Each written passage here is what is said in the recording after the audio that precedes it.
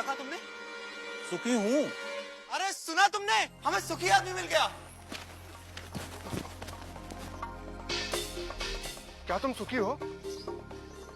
एक ही बात कितनी बार कहूँ? हाँ मैं सुखी हूँ। लेकिन तुम्हारी कमीज कहाँ है? कमीज?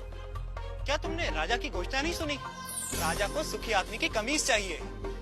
पर मेरे पास तो कमीज नहीं है। क्या तुम्हारे पास कमीज भी नहीं है? फिर तुम सुखी कैसे हुए? मेरा सुख कमीज में नहीं है, मैं ही सुख हूँ। अन्नदाता, वह कह रहा था कि उसका सुख कमीज में नहीं है, वह ही सुख है, वह सुखी है, लेकिन उसके पास कमीज नहीं है। बलभद्र, उसे मेरे पास ले आओ। क्यों? क्या राजा को मेरी और मेरी बैलगाड़ी की सेवा चाहिए? पर उसके पास तो हाथी, घोड़े, रथ। भूरा, राजा को तुम्हारी बैलगाड़ी या तुम्हारी सेवा नहीं चाहिए। राजा तो तुमसे मिलना चाहते हैं। पर मैं राजा से मिलकर क्या करूंगा? शायद वे तुम्हें पुरस्कार देना चाहते हो। पर मैं राजा से पुरस्कार लेकर क्या करूंगा? शायद पुरस्कार के धन से तुम और सुख पा सको, कमीज खरीद सको। दाता, मैं कमीज के बिना भी सुखी हूँ। पर मैंने सुना है कि धन से वस्तुएं मिलती हैं। क्या धन से सुख मिलता है? और जो सुख से भरा हुआ है उसमें और सुख कहां से समाएगा? अगर राजा मुझसे मिलना चाहते हैं तो वो यहाँ आ सकते हैं, मैं उनसे मिल लूंगा। गाड़ीवान ने आने से मना कर दिया अन्नदाता। अन्नदाता को उससे मिलना हो तो हुकुम को ही जाना होगा।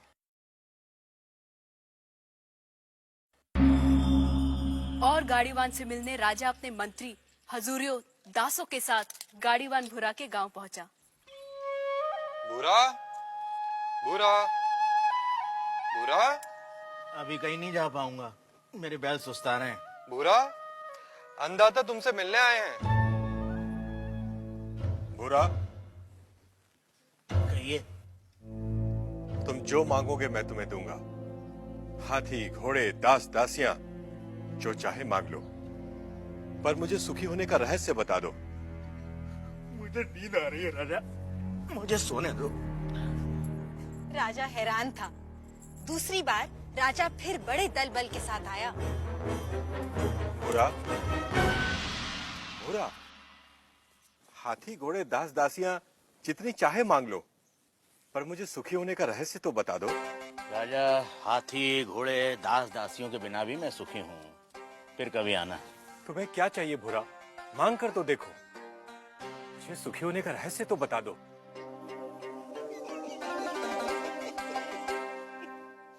जो स्वयं सुख की खान है उसे लालच देने का काम मूर्ख ही कर सकता है।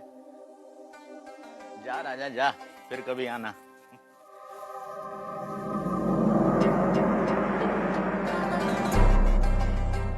और राजा चला गया। उसे समझ नहीं आया कि गाड़ीवान भूरे को क्या चाहिए था। कि अचानक राजा एक दिन अकेले गाड़ीवान के सामने आ खड़ा हुआ।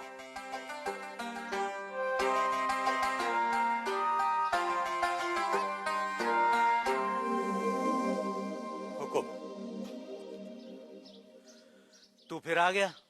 जब तक आप सुखी होने का रहस्य न बता देंगे मैं तंग करता रहूंगा। मेरी पीठ खुजा सकेगा? हाँ मालिक। ला, खुजा। रहने दे, रहने दे। ठीक से बैठ जा, बैठ ठीक से। पहले ही अपने दिखावे का बोझ छोड़कर आता तो मेरी पीठ खुजलाने से बच जाता। पूछ, क्या जानना चाहता है? यह कैसा रहस्य है कि जिसके पास सैकड़ों कमीजें हैं वह सुखी नहीं है, और जिसके पास कोई कमीज नहीं वह सुखी है? राजे, सुख का कारण कमीज नहीं, आत्मा है। जो यह जान लेता है कि सुख का कारण भीतर है, उसे सुखी होने के लिए बाहरी वस्तुओं की जरूरत नहीं पड़ती। पर मन तो हमेशा सुख के लिए बाहरी वस्तुओं के पीछे भागता रहता है। इसीलिए राजे, जो अपने आनंद स्वरूप आत्मा को जान लेता है वह वस्तुओं के पीछे भागना बंद कर देता है। मैं समझा नहीं। राजे, आनंद आत्मा का स्वरूप है। आत्मा अनंत है, इसलिए आनंद भी अनंत है। आत्मा के स्वरूप के कारण व्यक्ति स्वयं से हर क्षण प्रेम करता है। क्या कभी सोचा है कि व्यक्ति बूढ़ा हो जाता है, बीमार हो जाता है, इंद्रियां साथ छोड़ रही होती हैं, मौत द्वार खटखटा रही होती है, फिर भी आदमी जीना चाहता है? क्यों? क्योंकि हर व्यक्ति स्वयं से हर क्षण हर समय प्रेम करता है। यदि दुख स्वयं का स्वरूप होता तो क्या मनुष्य कभी स्वयं से इतना प्रेम करता? कभी तुमने सोचा है कि कभी कभी आत्महत्या का विचार क्यों आता है? नहीं मालिक। क्या है आत्महत्या का विचार? क्यों भावना के वश में आदमी मन, बुद्धि और शरीर आदि को खत्म कर देना चाहता है? क्योंकि आत्महत्या का विचार भी आत्म प्रेम को ही व्यक्त करता है। जब व्यक्ति दुख और दुख देने वाली स्थितियों से छुटकारा नहीं देखता, तब वह अज्ञानता में आत्महत्या को ही दुखों से छुटकारा पाने का रास्ता समझता है। इतना है मनुष्य का स्वयं के प्रति प्रेम कि वह अपने अस्तित्व को भी समाप्त कर देना चाहता है। सुख भीतर है तो मनुष्य बाहर संसार के पीछे भागता क्यों है? क्योंकि वह स्वयं से प्रेम करता है। मनुष्य जिसकी भी अभिलाषा करता है, चाहे वह धन हो या वैभव, पत्नी, पति या पुत्र हो, वे सिर्फ उपकरण हैं जिनकी अभिलाषा मनुष्य स्वयं के सुख के लिए करता है। मनुष्य अपनी प्रियतम वस्तु या संबंधी को भी छोड़ देता है यदि वह वस्तु या वे संबंध दुख का कारण हो जाए। इसलिए मनुष्य सबसे अधिक स्वयं से प्रेम करता है।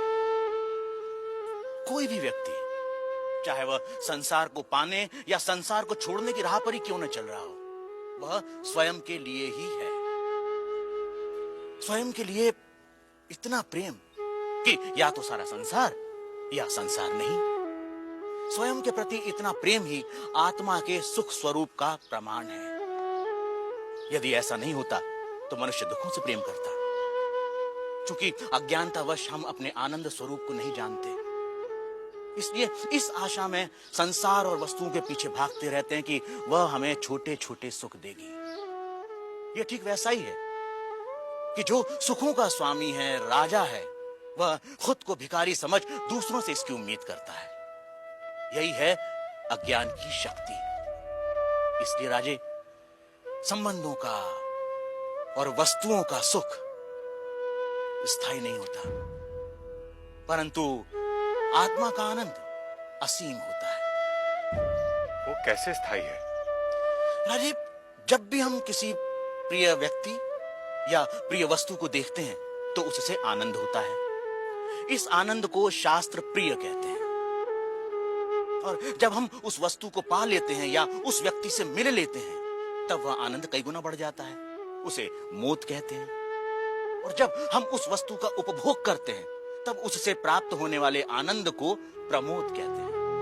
परंतु जैसे ही हम उस व्यक्ति या उस वस्तु से अलग हो जाते हैं, वह आनंद भी समाप्त हो जाता है। इसलिए राजे, वस्तुओं का आनंद, व्यक्तियों का आनंद स्थायी नहीं होता, परंतु आत्मा का आनंद स्थायी और अनंत होता है।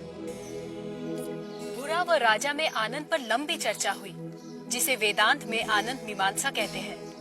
सात्विक आनंद, राजसिक आनंद, तामसिक आनंद से लेकर अलग अलग प्राणियों और अवस्थाओं में आनंद की अनुभूति और उसके कारणों की बुरा ने मीमांसा की।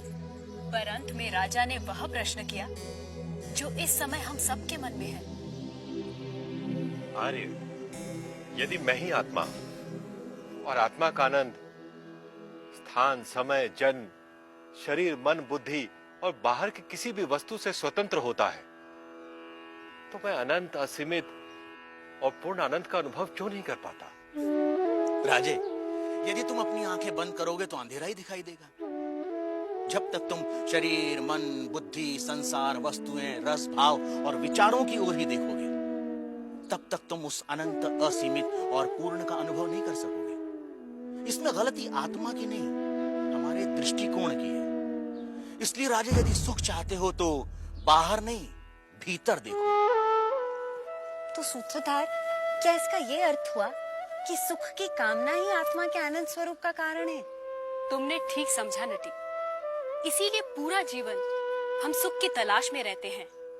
आप जो होते हैं, पूरा जीवन उसी की ही खोज करते हैं।